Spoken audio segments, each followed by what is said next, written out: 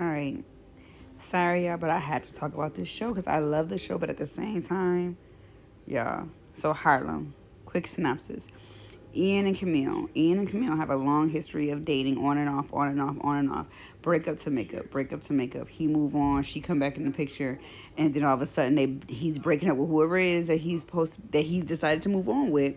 And now they're back messing with each other. And then she always decides, oh no, this is not really what I want, and then leaves. Or they break up, and then all of a sudden they back together again. And then how did the show end? How did the show end? The show ended, and before I even get to the actual finale, we're gonna talk about this very last two episodes where Camilla's pregnant, and Camilla's constantly going over and expecting Ian to be 100% present in her life for for the entire pregnancy. Not saying that he shouldn't be present for the things that are important for that pregnancy, but the way she was going about it, it gives "I still want you" vibes, and the way he was responding was giving "I know she still want me to, and I still want her to."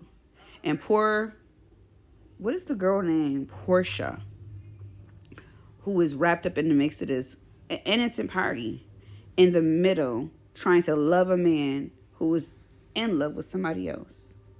And y'all applauded all of this because, yes, while they should have ended up together, because it was just like every time I turn around, it was something else with them, but they actively wanted to be with each other, right?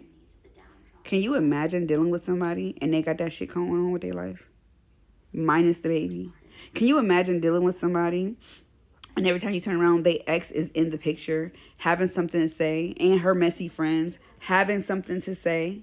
Can you imagine dropping your guard, getting close to somebody, going through IVF or planning to do IVF with that person, or anything of the sort, or just sleeping with somebody and then they on the phone keying with their ex like that? It's so many things that was really good about that show, but that situation with Camille and Ian was a prime example of toxic stuff. It's a prime example of two people who are not healthy for each other sometimes. And I'm going to say it like that. I'm going to say it in two different ways. It's a prime example of two people who are not healthy for each other, that are going to constantly ruin each other's lives. Like, I don't want to be with you, but I don't want you to move on and be happy with somebody else. So I'm going to keep antagonizing you in your situation. I'm going to keep showing up. I'm going to keep being vocal because I got time to do that. When really, it's just crazy. I don't know, y'all. I keep looking at this video and I'm just like, I don't get it. When there are two people who are constantly like this, I would stay clear of both of them. I would not date or even play around with either one of them at all. Because you know why? You are setting yourself up for failure. Because one, if they are that heavily involved with that person, and then they tell you that their friends are heavily involved with that person, like you seen how her friends were super invested, which those are good friends. But at the same time, the reason why her friends didn't tell her to move on was why? Because they knew she didn't want to move on. Some of y'all have friends who don't tell y'all certain things because they know that it'd be a waste of breath. Because you're going to do whatever you want to do anyway. But here's my thing. If you don't want to be with somebody, leave that person alone.